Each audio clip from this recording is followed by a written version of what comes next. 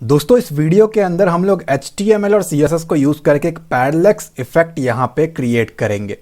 जी हाँ, सिर्फ HTML और CSS को यूज करके ये इफेक्ट हम लोग क्रिएट करेंगे। मैं यहाँ पे जावास्क्रिप्ट का यूज बिल्कुल भी नहीं करने वाला हूँ। जिन लोगों को नहीं मालूम है उनको बता दूँ पैरालैक्स इफेक्ट क्या होता है। देखिए, इसके बहुत अलग अलग टाइप्स है, उसमें से हम एक स्पेसिफिक टाइप को यहाँ पे पिक कर रहे हैं। क्या होता है कि आपका एक बैकग्राउंड में कुछ होता है कंटेंट, और जनरली वो एक इमेज होता है और उसके ऊपर कुछ कंटेंट हो सकता है या वो खाली हो सकता है। जब आप स्क्रॉल करते हो तो वो आपका जो इमेज है ना, वो अपने जगह पे रहता है, देख रहे हो आप, वो उसी जगह पे है और उसके ऊपर कोई आपका दूसरा कंटेंट ओवरलैप करता है। ये जो इफेक्ट है काफ़ी ज़्यादा पॉपुलर है मॉडर्न डिज़ाइंस, मॉडर्न वेबसाइट्स पे, और काफ़ी अच्छा भी लगता है देखने में कि पीछे एक चीज़ हमारी स्टेबल है और उसके ऊपर के सारे चीज़ें हमारे मूव कर रहे हैं। ये देख रहे हो, ये हमारा टेक्स्ट भी यहाँ पे मूव कर रहा है और इमेज आपका स्टेबल रहेगा। तो यही होता है पैरालैक्स इफेक्ट। आज की इस वीडियो के अंदर हम लोग ये सारा कुछ क्रिएट करेंगे। बहुत ही सिंपल सा रखा है मैंने इस डिज़ाइन को, क्योंकि मेन मोटिव है हमारा इस इफेक्ट को सीखना कि किस तरीके से इसको बनाया जाता है और कैसे इसको हम यहाँ पे क्रिएट करेंगे। वीडियो को स्टार्ट करने से पहले अगर आप हमारे चैनल पे न्यू हैं तो सब्सक्राइब करें, बेल आइकन को क्लिक करके ऑल नोटिफिकेशन को ऑन करें ताकि आपको लेटेस्ट वीडियोस की नोटिफिकेशन मिलती रहे। और आप इस इफेक्ट को, इस वाले शेप जो मैंने आपको कराया था ना ट्राइंगल वाला, इसके अंदर भी काफ़ी अच्छे से आप यूटिलाइज कर सकते हो, इसको अप्लाई कर सकते हो। बहुत अच्छा लगेगा ये देखने में। अगर आप IT के स्टूडेंट हैं, मेक श्योर चैनल के प्लेलिस्ट को जाकर के देखें। यहाँ पे आपको web designing, web development, software development, programming, game development, बहुत कुछ है जो मैंने ऑलरेडी करा रखा है, आपको ज़रूर पसंद आएगा। यहाँ पे मेरे पास मेरे फोल्डर के अंदर कुछ फाइल्स हैं। एक है हमारा बैकग्राउंड इमेज, जिसको मैंने गूगल इमेजेस से डिज्नीलैंड नाम से निकाला था मैंने इसको, आप भी आराम से सर्च कर सकते हो।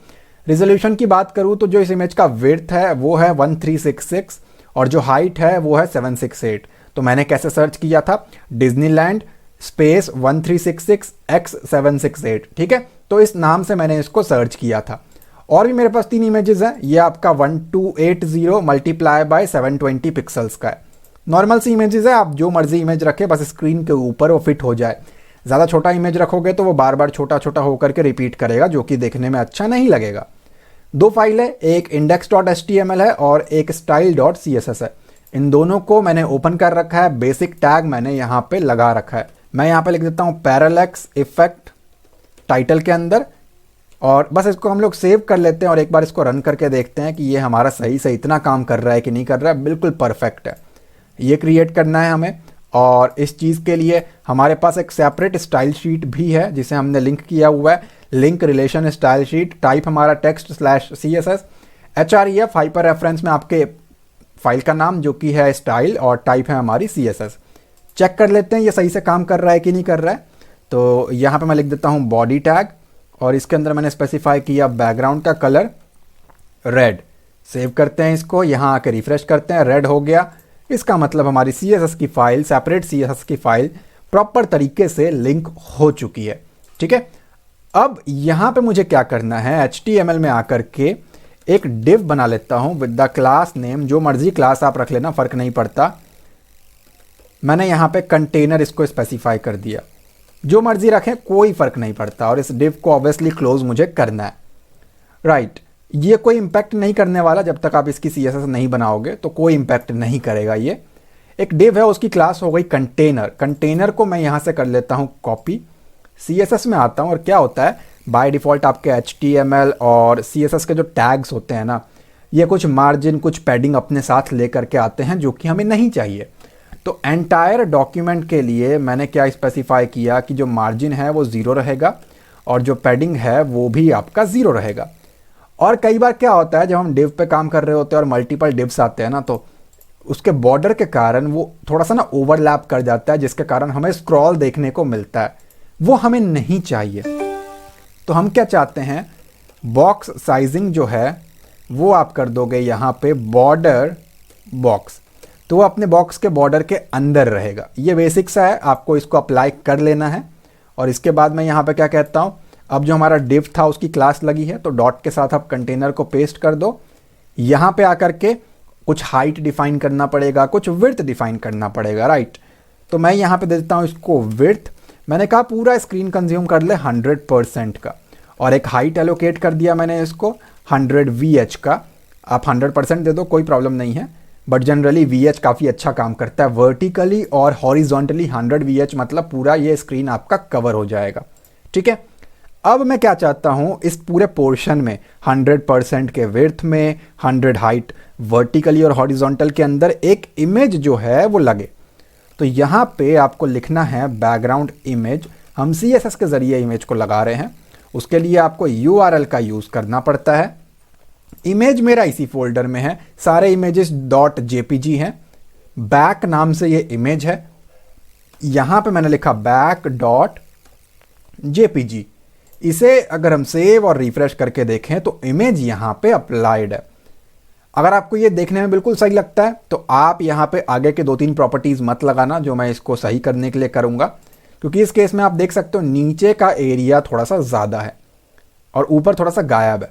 इस केस में नीचे कम है लेकिन ऊपर प्रॉपर है। अगर आपको ये सही लगता है तो आप इसको छोड़ सकते हो एज इट इज़, बट मैं इसकी पोजीशन को थोड़ा अच्छा करूँगा ताकि हर एक डिवाइस के ऊपर ये अच्छा विजिबल हो।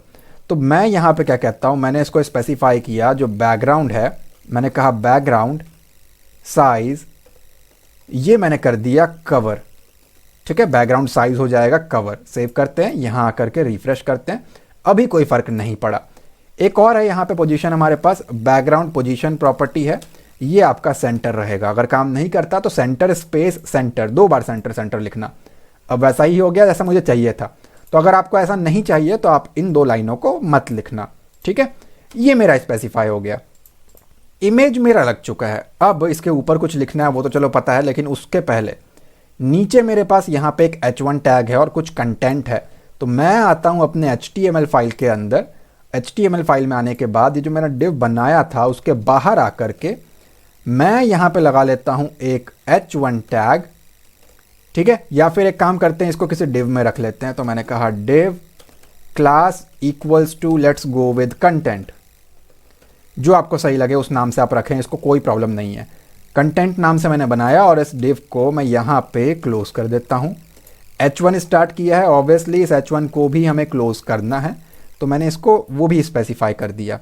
ठीक है, h1 के अंदर मुझे क्या लिखना है, जो भी आपको लगता है कि सही रहेगा वो लिखे। मैं डिज्नीलैंड की स्पेलिंग यहाँ से कॉपी कर लेता हूँ, यहाँ पेस्ट कर देता हूँ। एक बार इसको हम सेव कर लेते हैं और पेज पे आकर के रिफ्रेश करके देखें तो नीचे हमारे पास वो आ चुका है। ठीक है, डिज्नीलैंड के बारे में मैंने नेट से ऐसे ही कुछ लाइनें कॉपी की थी, मैं उसे यहाँ से कर लेता हूँ कॉपी। पहले एक पैराग्राफ को कर लेता हूँ मैं कॉपी, और इसी को एज इट इज़ हम लोग यहाँ पे p टैग यानी कि पैराग्राफ टैग के अंदर हम इसे पेस्ट करेंगे। ठीक है, तो मैं यहाँ पर जाता हूँ और मैंने इसको p टैग स्पेसिफाई किया और p टैग मैंने क्लोज किया। इस जगह पे आकर के हमें पेस्ट कर देना है। सेव करते हैं और इसको यहाँ पे आकर के रिफ्रेश करके हम देखें तो कंटेंट भी हमारा आ चुका है। राइट, मैं यहाँ से कर लेता हूँ इसको भी कॉपी और नीचे आ जाते हैं हम लोग। इसके बाद एक और p टैग स्टार्ट कर लेते हैं और उसे हम लोग क्लोज कर देंगे और इसके बीच में आकर के हमें उसे पेस्ट कर देना है। चलिए जी, बेटर है। यहाँ पे सेव एंड रिफ्रेश करते हैं, 2 पैराग्राफ्स आ चुके हैं। अब मुझे क्या चाहिए है, उसके नीचे 3 इमेजेस की रिक्वायरमेंट है मुझे, और उसके नीचे मुझे इसकी रिक्वायरमेंट है। चलो ये तो कॉपी कर लूँगा, पहले मैं इसे यहाँ पे सही कर देता हूँ, क्योंकि पैरालेक्स के लिए ना कुछ कंटेंट होना चाहिए ताकि आप स्क्रॉल करके देख सको। ये लेफ्ट से मैंने गैप दे रखा है ताकि सही दिखे, क्योंकि ये एक्चुअली ना चिपक सा गया है जो कि अच्छा नहीं लग रहा। और राइट हैंड साइड से तो ये मिक्स भी नहीं हो रहा, कचड़ा है। मुझे एक्चुअली इसको इस फॉर्मेट में करना है। CSS बनेगी तो कैसे बनेगी, ये है हमारे पास कंटेंट के क्लास है, उसके अंदर h1 है और उसके अंदर p है। यहाँ पे मैं आता हूँ और यहाँ पे आने के बाद मैं इसे क्या कहता हूँ, डॉट कंटेंट नाम की एक क्लास है, उसके अंदर जो h1 टैग है उसे क्या करे। तो मैंने स्पेसिफाई किया टेक्स्ट अलाइन जो है वो सेंटर कर दे। तो इससे क्या होगा, सिर्फ हमारा ये वाला h1 सेंटर में चला जाएगा। देख सकते हो आप, परफेक्ट है। HTML में आकर के इसके h1 से पहले 2 लाइन ब्रेक लगा देता हूं मैं, ताकि 2 बार थोड़ा सा वो नीचे शिफ्ट हो जाए, बेटर लग रहा है। अब मैं क्या चाहता हूं, ये जो मेरा पैराग्राफ है इसको भी हमें स्टाइल करना है। यहाँ पे आते हैं, इसे एज इट इज़ कॉपी करते हैं, पेस्ट करते हैं और कंटेंट के अंदर जो p है, टेक्स्ट अलाइन आपका बन जाएगा जस्टिफाई। जस्टिफाई क्या करता है, जैसा आपको लेफ्ट में प्रॉपर दिखता है वैसा ही राइट में भी करके देता है। मैं चाहता हूं ऊपर से भी मार्जिन टॉप थोड़ा सा नीचे शिफ्ट हो जाए, ये देख सकते हो, लेफ्ट से भी लगे राइट से भी लगे। तो इससे अच्छा मैं डायरेक्ट मार्जिन दे करके छोड़ दूंगा, वो चारों कोनों से इसको कर लेगा। मैंने कहा मार्जिन टॉप 20 पिक्सल्स, आप अपने स्क्रीन साइज के अकॉर्डिंग इसको कम ज़्यादा कर सकते हो, मुझे देखने में बेटर लग रहा है।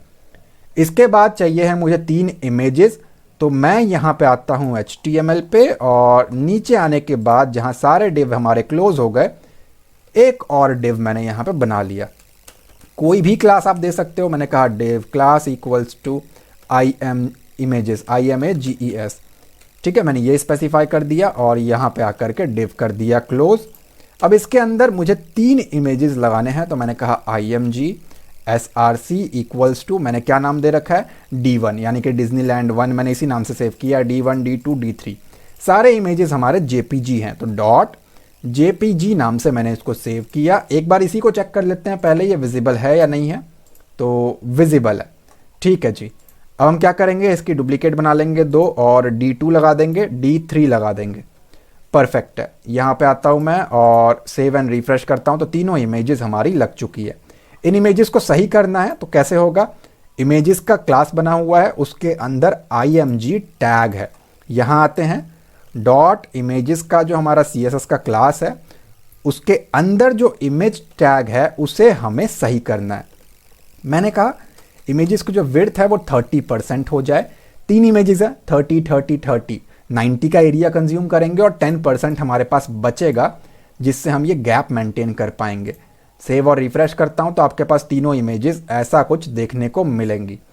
एक बार आपको समझाने के लिए मैं क्या करता हूं, यहां मैंने कहा डॉट इमेजेस का जो मेन डिव है हमारा, इसका मैं आपको बॉर्डर लगा करके दिखा देता हूं। मैंने कहा बॉर्डर 2 पिक्सल सॉलिड रेड, क्योंकि इस डिव के अंदर इमेजेस है। तो आप यहाँ पे देखोगे कि ये मेरा डिव है, यहाँ पे है मेरा, आपको सोशल मीडिया के URL के कारण नीचे का ना दिख रहा हो, बट ये पूरा एरिया है, ठीक है।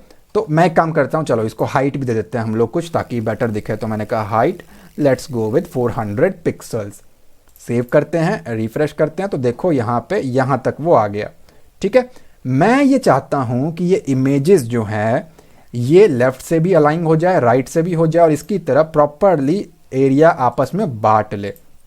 इसके लिए क्या करोगे, ये जो इमेजेस का डिव है उसके अंदर इमेज है, राइट, ये इमेज का एक मेन डिव है, उसके अंदर ये है। तो आप इस इमेजेस को फ्लेक्स बना दोगे, डिस्प्ले फ्लेक्स आपको कर देना है। तो मैं यहाँ पे फ्लेक्स लिखता हूँ। कहीं भी आपको लगता है कि आपको HTML या CSS में कोई डाउट है, चैनल के प्लेलिस्ट में आपको सेपरेट प्लेलिस्ट मिल जाएगा CSS और HTML का भी, जहां से आप डिटेल में सीख सकते हैं। डिस्प्ले फ्लेक्स आपको कर देना है, और इसी के साथ साथ आपको यहां पे जस्टिफाई कंटेंट जो है ये आपको स्पेस अराउंड कर देना है। तो मैं यहां पे यूज कर लेता हूं स्पेस माइनस अराउंड। इसको एक बार सेव करते हैं, यहाँ पे रिफ्रेश करते हैं, तो वो एरिया कंज्यूम करेगा। और ऑब्वियसली आपने हाइट दे रखा है तो वो हाइट भी कंज्यूम कर लेगा, जिसकी हमें कोई ज़रूरत है नहीं। तो इस हाइट को मैं यहाँ से रिमूव कर रहा हूँ।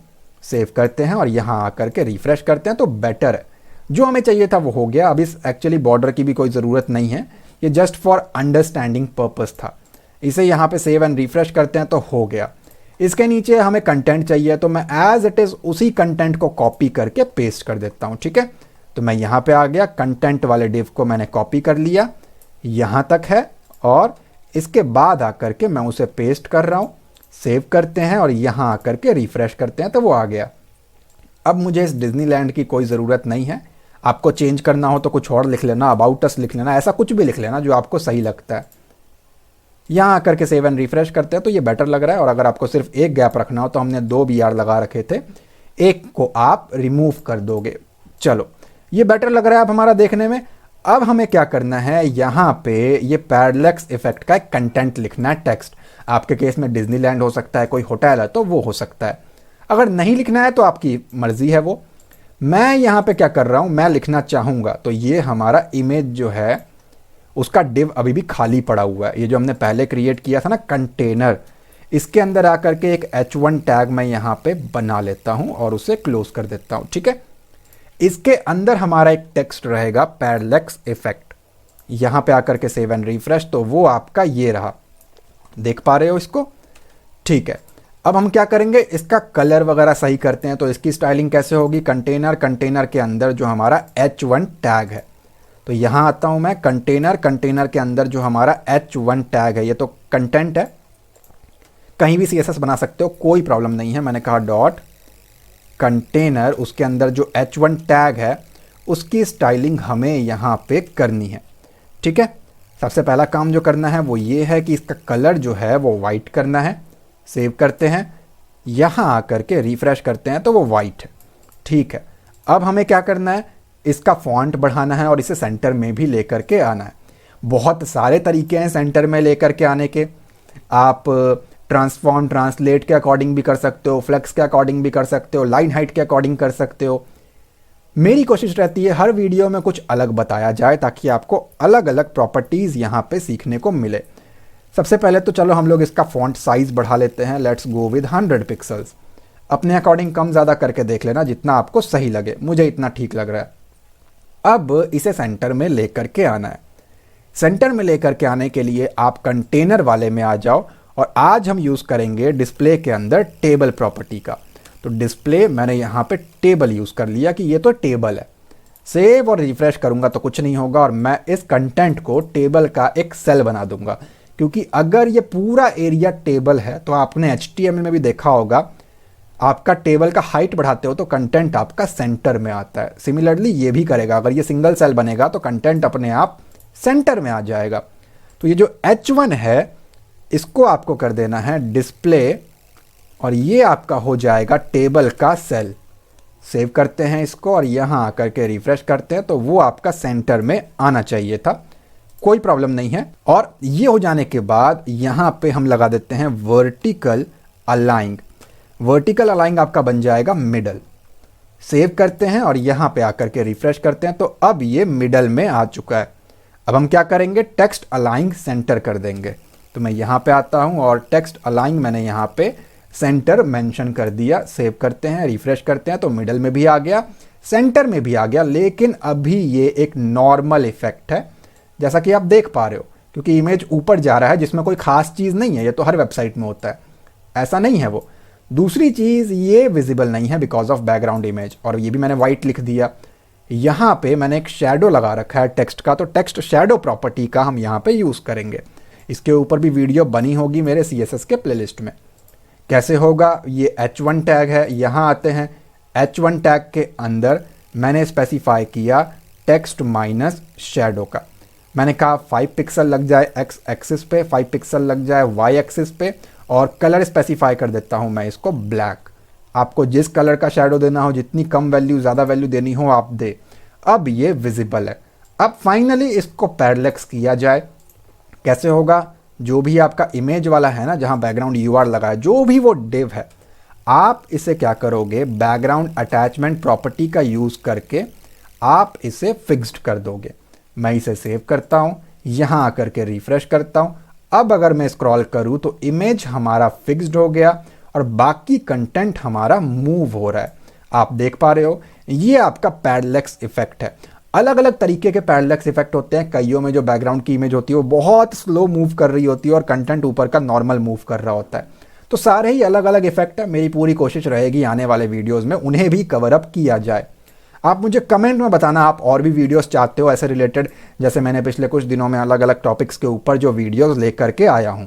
अगर ये वीडियो आपको अच्छी लगी और आपको कुछ सीखने को मिला है तो प्लीज लाइक करें और कमेंट में अपना फीडबैक दें। चैनल पर नहीं हो तो सब्सक्राइब करें, बेल आइकन को क्लिक करके ऑल नोटिफिकेशन को ऑन करें ताकि आपको लेटेस्ट वीडियोस की नोटिफिकेशन मिलती रहे। और एक बार जरूर चैनल के प्लेलिस्ट को जाकर के देखें, बहुत सारे प्रोजेक्ट्स हैं, आपको जरूर पसंद आएगा।